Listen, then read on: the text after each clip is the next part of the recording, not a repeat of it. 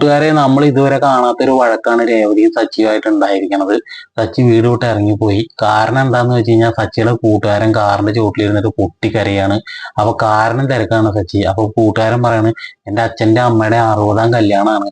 അപ്പൊ കല്യാണം നല്ല രീതിയിൽ നടത്താൻ എന്റെ കയ്യിൽ കാശില്ല എന്ന് പറയുമ്പോൾ സച്ചി ആകെ വിഷമിക്കാണ് കേട്ടോ. നീ വിഷമിക്കാണ്ടിരിക്കി, നമുക്ക് എങ്ങനെയെങ്കിലും കാശ് ഉണ്ടാക്കാന്ന് പറയുമ്പോൾ കൂട്ടുകാരൻ പറയാണ്, എവിടുന്ന് കാശ് ഉണ്ടാക്കാനാണ്, ഞാൻ എല്ലാ ആളുകൾക്കും ചോദിച്ചു നോക്കി, ആരും കാശ് തരുന്നില്ല എന്ന് പറഞ്ഞ് പുള്ളിക്കാരൻ ഇങ്ങനെ കരയുക. അപ്പൊ സച്ചിക്ക് അത് കണ്ടു നിൽക്കാൻ പറ്റില്ല. സച്ചി വാക്ക് കൊടുക്കുകയാണ്, നീ വിഷമിക്കണ്ട, ഞാൻ എങ്ങനെയെങ്കിലും കാശ് ഒപ്പിച്ചുതരാം, എത്ര രൂപ ചെലവാകുന്ന ചോദിക്കുമ്പോൾ 1 ലക്ഷം രൂപ അടുത്തേക്കെങ്കിലും വരും, നല്ല രീതിയിൽ നടത്തണം, എന്റെ വല്യച്ഛന്റെ മക്കൾ നല്ല രീതിയിൽ നടത്തി, അതേപോലെ എനിക്കും നല്ല രീതിയിൽ നടത്തണം എന്ന് പറയുമ്പോൾ സച്ചി ആകെ ഇതാവുക. കാരണം 1 ലക്ഷം രൂപയാണ്. അതിന്റെ ഇടയ്ക്ക് രേവതിയും സച്ചിയും കൂടിയിട്ട് നല്ല ഭാര്യ ഭർത്താക്കന്മാർക്കുള്ള ഒരു മത്സരത്തിൽ പങ്കെടുത്തിട്ട് 1 ലക്ഷം കിട്ടിയിട്ടുണ്ടായിരുന്നു. അപ്പൊ ആ ഒരു പൈസ രേവതി അക്കൗണ്ടിൽ ഇട്ട് വെച്ചിട്ടുണ്ട്. അപ്പൊ സച്ചി ആ വാക്ക് കൊടുത്തിട്ട് രേവതിയുടെ അടുത്തേക്ക് പോവാണ്. രേവതി അടുത്ത് പോകുമ്പോ രേവതിയുടെ തുണിയൊക്കെ തോരാട്ടോണ്ടിരിക്കുകയാണ്. രേവതിയോട് ചോദിക്കാണ്, രേവതി എനിക്ക് അത്യാവശ്യമായിട്ട് 1 ലക്ഷം രൂപ വേണമെന്ന് പറയുമ്പോൾ രേവതി ചോദിക്കാണ്, ഇത്രയും കാശ് നിങ്ങൾക്ക് എന്തിനാണ് ഇപ്പൊ എന്ന് കഴിയുമ്പോൾ, എന്റെ കൂട്ടുകാരന്റെ അമ്മയുടെ അച്ഛന്റെയും 60ാം കല്യാണമാണ്. അപ്പൊ അത് നടത്താൻ അവന്റെ കയ്യിൽ കാശില്ലാണ്ട് അവൻ അവിടെ പറഞ്ഞ് പൊട്ടിക്കരയാണ്. അത് കണ്ട എനിക്ക് സഹിക്കാണ്ടായപ്പോ ഞാൻ അവൻ ആ കാശ് തരാമെന്ന് വാക്ക് കൊടുത്തു എന്ന് പറയുമ്പോൾ രേവതി ചോദിക്കാണ്, നിങ്ങൾ ആരോട് ചോദിച്ചിട്ടാണ് ഈ വാക്ക് കൊടുത്തത്? നമുക്കൊരു റൂം പണിയണമെന്ന് പറഞ്ഞിട്ടുള്ളതല്ലേ, നമുക്ക് റൂം വേണ്ട, നമുക്കൊരു വീട് വൃത്തിയായിട്ട് കെട്ടണ്ടേ, നിങ്ങൾ എന്താണ് ഇങ്ങനെയൊക്കെ ചെയ്യണത്, ഇങ്ങനെ ആരോട് ചോദിച്ചിട്ടാണ് ഇതൊക്കെ വെച്ചിട്ട് ചോദിക്കാണ്.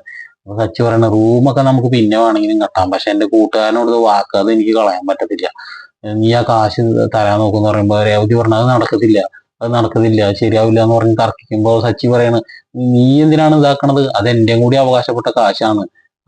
50,000 രൂപ എന്റെ അല്ലേ, 50,000 അല്ല നിന്റെ എന്ന് പറയുമ്പോ അത് പറഞ്ഞിട്ട് കാര്യമില്ല, ഇതിൽ ഒരു പൈസ ഞാൻ തരില്ല എന്ന് പറയുമ്പോൾ സച്ചി പറയണം, നീ എന്നെ വെറുതെ ദേഷ്യം പിടിപ്പിക്കരുത്, ഞാൻ വാക്ക് കൊടുത്തു പോയി എന്ന് പറയുമ്പോൾ രേവതി പറയണം, ഒരാൾക്ക് വയ്യാണ്ടിരിക്കുകയാണ്, അല്ല ആ പുള്ളിക്കാരന്റെ അമ്മയ്ക്കോ അച്ഛനോ വല്ല വയ്യാണ്ടിരിക്കുകയാണെങ്കിൽ നമുക്ക് ആ കാശ് കൊടുക്കാം, മുഴുവൻ കാശും കൊടുക്കാം.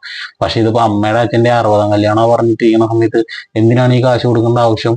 ആ കാശില്ലെങ്കിൽ ആ പരിപാടി നടത്തണ്ടെന്ന് വെച്ചാൽ പോരെ. നമ്മളിങ്ങനെ ഈ കാശില്ലാത്തടത്ത് ഇങ്ങനെ കാശ് കൊടുത്തു കഴിഞ്ഞാൽ നമുക്ക് എന്ത് ചെയ്യുമെന്ന് രേവതി ചോദിക്കുമ്പോൾ സച്ചിക്ക് അത് പറ്റില്ല. സച്ചി എന്നെ വെറുതെ ദേഷ്യം പിടിപ്പിക്കില്ലേ പറഞ്ഞിട്ട് പൊട്ടിത്തെറിക്കുമ്പോൾ രേവതി പറയണേ, എന്നോട് ഇങ്ങനെ ദേഷ്യപ്പെട്ടിട്ട് സംസാരിക്കൊന്നും വേണ്ട, ആ ദേഷ്യമൊക്കെ കയ്യിൽ വെച്ചാൽ മതി പറഞ്ഞിട്ട് രേവതി നല്ല രീതിയിൽ പൊട്ടിത്തെറിക്കുന്നുണ്ട്. അപ്പൊ നീ എന്താ എനിക്ക് കാശ് തരില്ല, എനിക്ക് വീട്ടിലെ കാശ് തരില്ല, അതിന് 1 രൂപ കൂടി തരാൻ ഞാൻ സമ്മതിക്കില്ല എന്ന് പറയാൻ കേട്ടോ.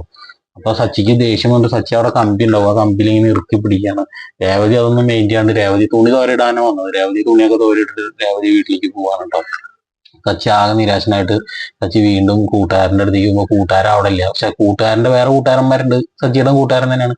അപ്പൊ അവരോട് ചോദിക്കുകയാണ്, അവൻ എവിടെയെന്ന് ചോദിക്കുമ്പോ അവൻ ഈ കാശ് തരാന്ന് പറഞ്ഞ സന്തോഷത്തിൽ ആൾക്കാരതൊക്കെ വിളിച്ച് കല്യാണത്തിന്റെ കാര്യങ്ങളൊക്കെ സെറ്റ് ചെയ്യുക. എന്താന്ന് ചോദിക്കുമ്പോ, അതല്ലടാ നിങ്ങളുടെ കയ്യിൽ കാശ് വല്ലതും ഇരിക്കുന്നുണ്ടോ ചോദിക്കാണ് സച്ചി. അപ്പൊ അവര് പറഞ്ഞു, എന്റെ കയ്യില എത്ര രൂപ, 1 ലക്ഷം രൂപ കെട്ടണം, എന്റെ കയ്യിൽ 1 ലക്ഷം ഒന്നും ഇല്ലടാ, നീ എന്തെങ്കിലും പെട്ടെന്ന് എന്റെ അടുത്ത് കാശ് ചോദിക്കുന്ന ചോദിക്കുമ്പോ, അതല്ലടാ അവന് നമ്മൾക്ക് കാശ് കൊടുക്കാന്ന് ഞാൻ വാക്ക് കൊടുത്തിട്ടുണ്ടായിരുന്നല്ലോ, അതിനിപ്പോ എന്താ, ആ കാശ് ശരിയായില്ല, കാരണം ആ മത്സരത്തിൽ പങ്കെടുത്തിട്ട് ഞങ്ങൾക്ക് 1 ലക്ഷം കിട്ടിയില്ല, ആ ഒരു കാശ് കൊടുക്കാന്ന് വിചാരിച്ചിട്ടാണ് ഞാൻ വീട്ടിലേക്ക് വന്നത്, പക്ഷെ ഭാര്യ സമ്മതിക്കുന്നില്ല, അവള് ആ കാശ് എടുക്കാൻ തൊടാൻ സമ്മതിക്കുന്നില്ല, അവളുടെയും എന്റെയും കൂടി പേരിലാണ് ബാങ്കിൽ കിടക്കുന്ന കാശ്, പക്ഷെ അത് എടുക്കാൻ സമ്മതിക്കില്ലടാന്ന് പറയാണ്. അപ്പൊ പക്ഷെ നീ എന്ത് പരിപാടിയാ ചെയ്തത്, അവന് നീ ആഗ്രഹം കൊടുത്തു, നീ അല്ലെങ്കിൽ ഒരു പ്രതീക്ഷ നൽകി, അതുകൊണ്ടാണ് അവൻ ഇത്രയും സന്തോഷമായിട്ട് നടക്കുന്നത്, നീ ഇങ്ങനെ ചെയ്യുന്ന ഒരിക്കലും വിചാരിച്ചില്ല പറഞ്ഞിട്ട് കൂട്ടുകാര് സച്ചിനെ ഇങ്ങനെ കളിയാക്കിയ രീതിയിൽ സംസാരിക്കുമ്പോൾ സച്ചിക്ക് ആകെ മനസ്സിന് വല്ലാത്തൊരു വിഷമാവാണ് കേട്ടോ.